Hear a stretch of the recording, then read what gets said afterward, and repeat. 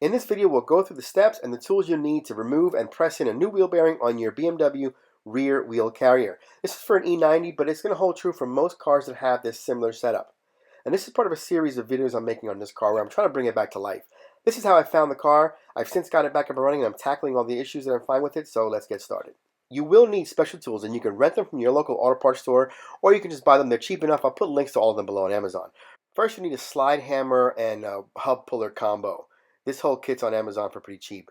Then a bearing puller, and you'll need this to separate the inner race from the hub unless you just want to purchase a new hub. The last of the special tools you need is this wheel bearing press kit, and you can get this from Amazon as well. I do have a lift, which makes this job super easy, but this is totally doable with the jack and some jack stands. In diagnosing a bad wheel bearing, you might hear noise while driving on the road. You might see some uneven tire wear. For me, I noticed this when I was finishing up an ABS sensor job, how the hub is just loose. And this is a good test. With your car off the ground, grab your wheel, rock it up and down, left and right. If there's any play, you're going to need a new bearing or hub. So we'll start by taking this wheel off. Flat screwdriver comes in here to remove this spring clip off the caliper. Next, you use a hex head socket to remove this retaining screw. Make sure it's clean in there. You can spray it with some PB Blaster if you need, and make sure it's fully seated. Break it by hand first before you use any kind of power tool. Come around back with a flat head screwdriver to pop off these caps that are on these boots that cover the slide pins. The slide pins themselves will come out with a hex head socket. Make sure again that that's fully seated. It's kind of tight in here, so it's easier to use an extension, get in there, break it free first by hand, and then zip them off. Then remove the caliper and make sure you suspend it properly. You don't want to just leave it hanging by the hose. Come around back, use an extension, and remove the two bolts that hold in the caliper bracket. Remove the bracket, and as long as that retaining screw is already removed, you should be able to slide this right off. Surprise here I got is that I'm missing hardware for the emergency brake, so that'll be a next video. Next, we remove the axle nut. Now, if you want to be safe, if you want to give yourself some extra leverage, you could do this while the car is still on the ground by removing the center cap of your wheel. Or if your car's up in the air, you still have your brakes together, you can have someone hold the brakes while you spin this off. For me, I'm confident in my impact, so I've already taken things off, and I'm sure it's going to work.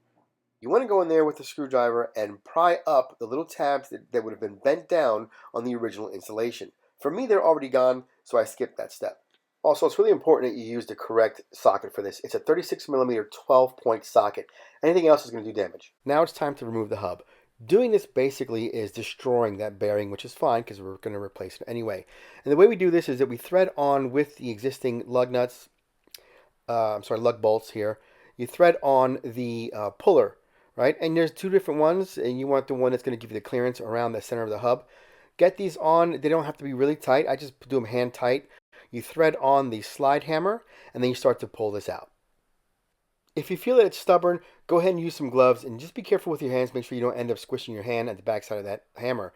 But this should come out, and the way what's happening is the inner race is being basically torn out of the bearing.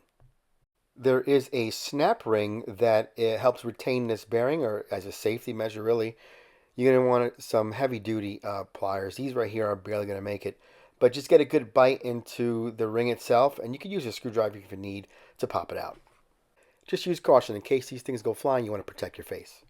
Now it's time to remove this axle. Now I've seen people do this before, and they'll take off just about this entire wheel carrier to do this, which I don't want to do, and it's possible. Just takes a little wiggling, and you can get it. But the first thing we need to do is disconnect the axle itself from that rear differential, and this is they're held on by 6 E-Torx bolts, and I find it easiest to use a long extension, get in from the outside here basically, and remove them. Even if you just use this part just to break them free, makes it a lot easier when you're underneath the car.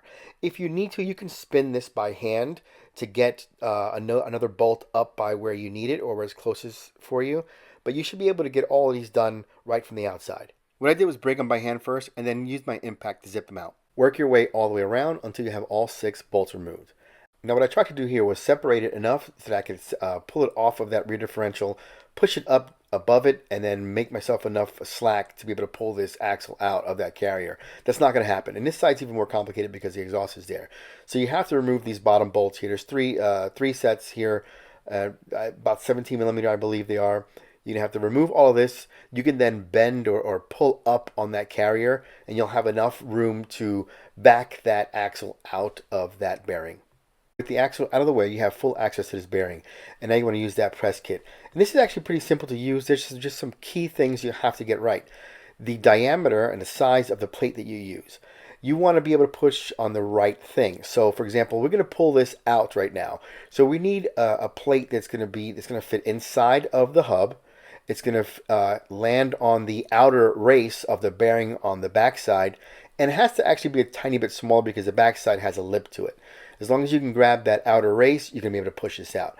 And it's really important when you're putting it back in that you want to press on the correct thing. Likewise, when you're pushing the hub back in. But for now, we're just going to put this plate on the back here, line it up. We'll use the cup on the front. We'll use this large nut that goes in the back. We thread this long bolt through the cup and that backing plate. And once we start to crank on this, it'll pull this bearing out. It's helpful to put a little WD-40 on the threads of that bolt. Also, you want to make sure you have this washer in place. That way you're not marring up or damaging the plate or the bolt. You'll need to take an open end wrench around back to hold that nut in place. And you can do this by hand, but the impact works great. Once this is out, go ahead and clean up the inside of that hub. It's especially important to clean the inside of this ridge on this hub here because there's that snap ring that goes in here, and sometimes there's some corrosion in there. So it's easy if you get two fingers and kind of like hook it. You got to really hook it and get up in there with some steel wool, or I use actually Scotch-Brite, so synthetic steel wool, some brake clean, 2 fingers up in there, and get that thing cleaned out. Before pressing the new hub in, I like to take a little bit of motor oil and just lube up the edge here just to help it start sliding with less friction. You're going to want to use the largest backing plate for the back side this time, and it's critical that this bearing goes in the correct way. You see here, I almost put it in the wrong way. You want the tone ring or the magnetized portion to be towards the back. That's what talks to the ABS sensor.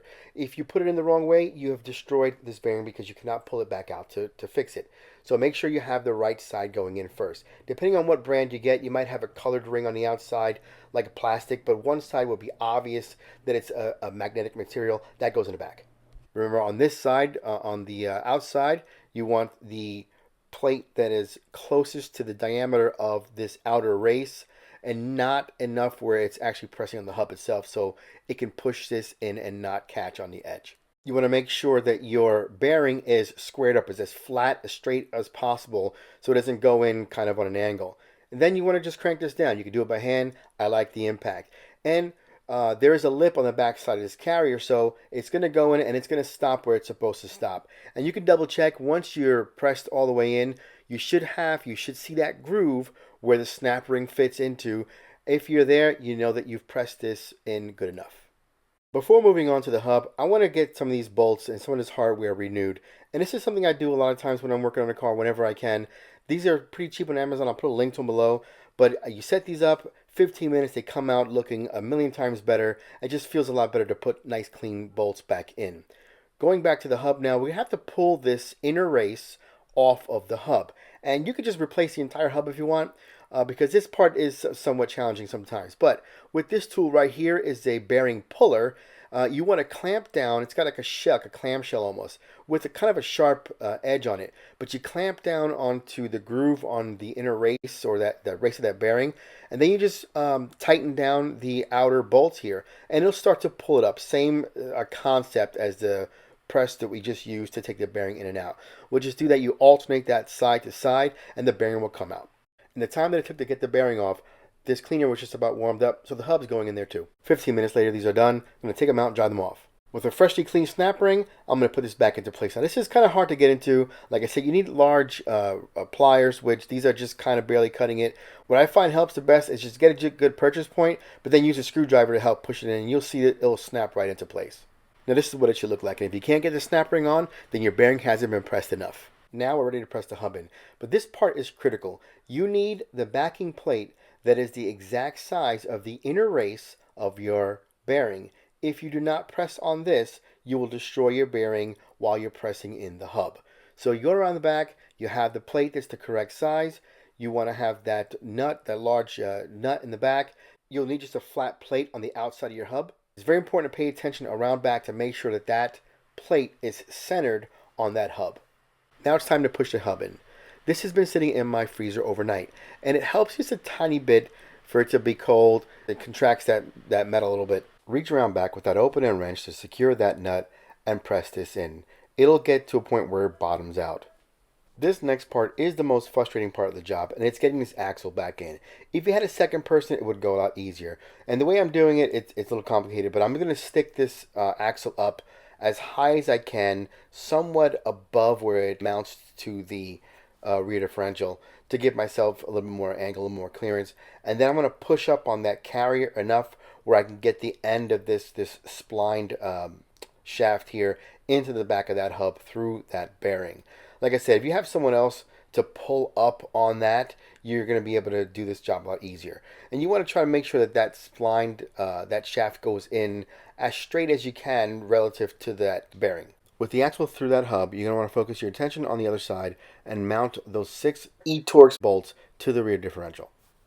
Take note, there are 3 plates, and they'll go between sets of these bolts, and they help distribute the force that it's used to hold down this axle here. Then it can only go in one way, so you put those back into place. I like to make sure that they all go in hand tight first, and then I will torque them down. With the axle secured to the rear differential, we'll go around to the other side and just gently push in on that wheel carrier, just enough to where I have enough threads to put this nut on. Using a little WD-40 on those threads will help the metal to not bind as much, but using your impact, you can pull this axle all the way through until it can't go anymore. After you do that, take your screwdriver and just deform the outer edge of that nut so that it lands into that little locking groove of the axle. What's next is reassembling the wheel carrier. You'll need a jack to help force up the bottom of that carrier to help the bolt holes line up. But once you do that, get them all started by hand and then torque them all down. Finish off by remounting your ABS sensor, which you should have taken off ahead of time. You don't want that to be damaged in the process. And then putting your wheel back together. Now this rotor looks terrible, but it's really not that bad. It's just very rusty from having sat for a long time. I will do a video soon replacing rear brakes and fixing that emergency brake hardware. But first we're going to tackle these rear windows. This is how I got the car.